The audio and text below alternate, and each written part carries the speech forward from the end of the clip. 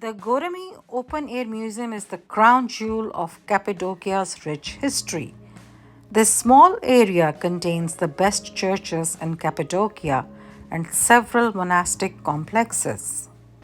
The Göreme Open Air Museum is situated in the ancient historical district called Göreme in Nevşehir province of the Cappadocia region of central Turkey. The entire location of Cappadocia is a geographical wonder owing to the volcanic eruption of Mount Erciyes several million years ago in the history of Earth. The Göreme Valley was the first historical site to be discovered in Cappadocia. The roughly cut rock churches are quite breathtaking. An unsuspecting visitor to the area would find it difficult on first sight to ascertain their purpose. It's a stunning, almost haunting landscape.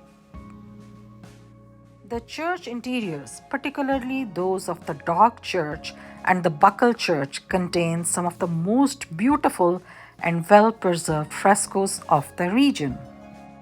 The name Göreme is actually the fourth name by which it has been known throughout history.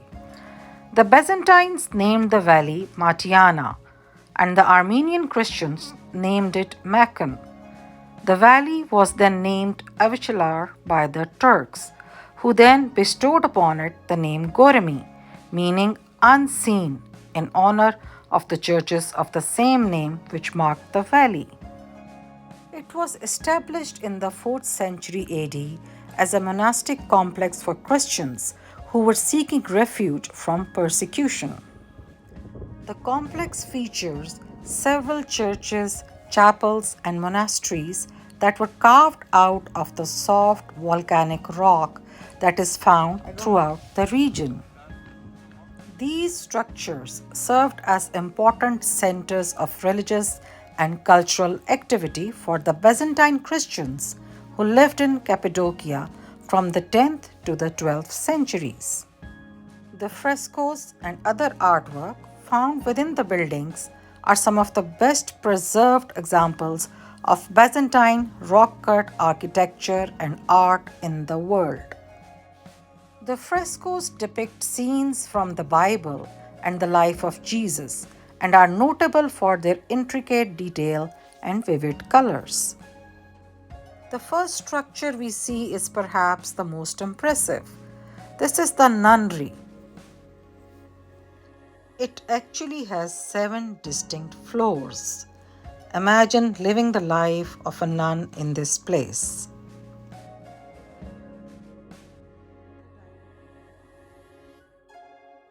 Refectory is an ecclesiastical word for dining room, and that's the place where the monks took their communal meal. This is the carved stone refectory of the Sandal Church. During the old times, as the locals had to worship and pray secretly, they had built their temples and sanctuaries to the valleys, riverbeds, and rock cut places that are hard to be found. There are over 10 cave churches, along with rectories, dwellings, and a religious school. A convent with 6 stories of tunnels, corridors, stairways, and chambers is an architectural and historical marvel. The history of the Dark Church dates back to the end of the 11th century and the beginning of the 12th century. It can get very little light from a small window in the narthex. There is a lot of uphill walking required to visit this open air museum.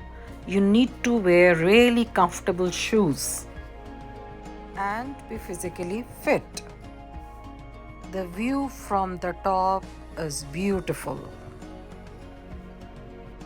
The important places to see in Göreme open air museums are number 1 is the Boys and Girls Monastery, then St. Basil's Chapel, El Mali Church, St. Barbara Chapel, Yelani Church, Karanlik Church, St. Catherine's Chapel, Karikali Church, Tokali Church. The Göreme Open Air Museum was founded in the 4th century is a center of religious education and taught by the Bishop of Kesari, an important figure in the history of Christianity. The ideas of Saint Basil, who brought many innovations to Christianity, were first taught here. The monastery in the area lasted for 1,000 years. The Dark Church is one of the most well preserved and intricate cave churches in the Göreme Open Air Museum. It features stunning frescoes depicting scenes from the Bible, and visitors are required to pay an additional fee to enter and view the art. The church consists of a central dome, 4 columns, and 3 apses. There is a grave to the south of the narthex. There are scenes not only from the Bible but also from the Torah, the symbol of the Trinity of Father, Son, and Holy Spirit. There is a drawing of Jesus. The signs on the columns are each set. It corresponds to the names of Jesus. Many events in the Torah are depicted on these walls. The Dark Church houses a variety of artifacts, such as the Last Supper. The Church of the Sandal was named after some indentations resembling the footprints. Some believe these to be casts of Jesus' own footprints.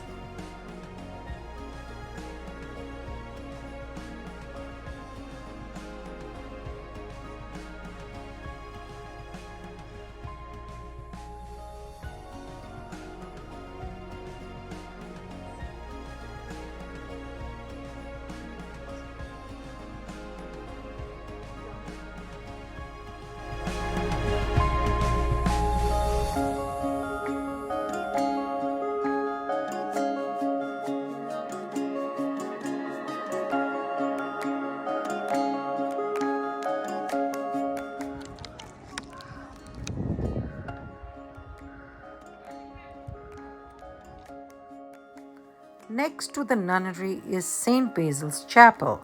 That is one of the few places where interior photography is allowed. St. Basil was the founder of Byzantine monasticism and is one of the most important figures in Eastern Orthodox Christianity. This is a painting of Saint Theodore done in the paneled style.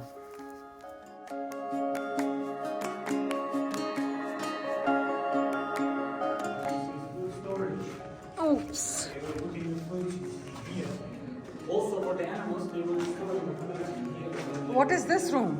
This is also kitchen. By now, the time in searching to an Ottoman time, we use here as a stable. You see, they were piping the animals here and feeding in here. And but before that, it was a The kitchen. food storage is over there. Yeah, and there is no more places that we go. What do you think they put in there? Containers or something? They are putting their TV there to watch Netflix. No, no. Again, bend. Yeah, no, not too much. Oops. Oh my God. Ibrahim, you go first, so you can hold my hand. Then हाथ पकड़ो.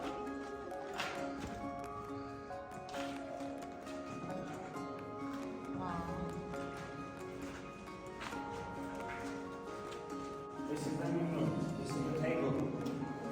Oh, Yeah, the long table. the middle one? Opposite side of the table. You see, they were eating together in here. They were cooking in here. Cooking in there? You see the top of it? All black.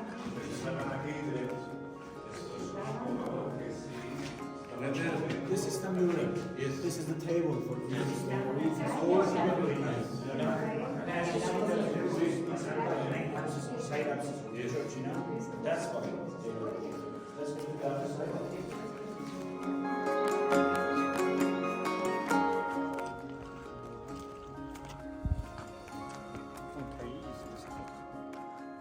The St. Barbara Chapel is located behind the rock block where the El Mali Church is located.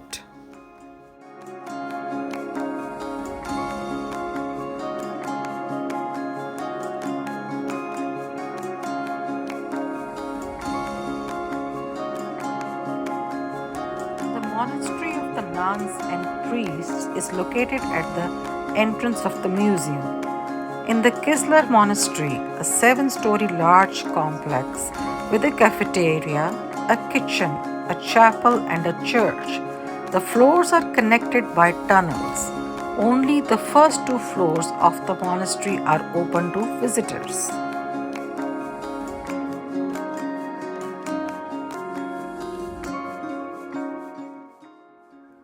The best thing is to start your visit as early as possible because the ticket office closes at 4:30 p.m. October to April. From the museum ticket booth, follow the cobbled path until you reach the Chapel of St. Basil. Nearby is the Chapel of St. Barbara, and then you can visit the Apple Church. Heading uphill, you go to the Snake Church. Then check out the small Pantocrator Chapel and Nameless Chapel.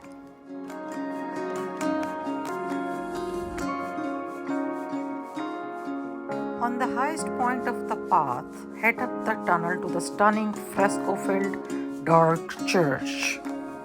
Past the dark church is the little chapel of Saint Catherine. Then heading downhill is the 13th century Sandal Church.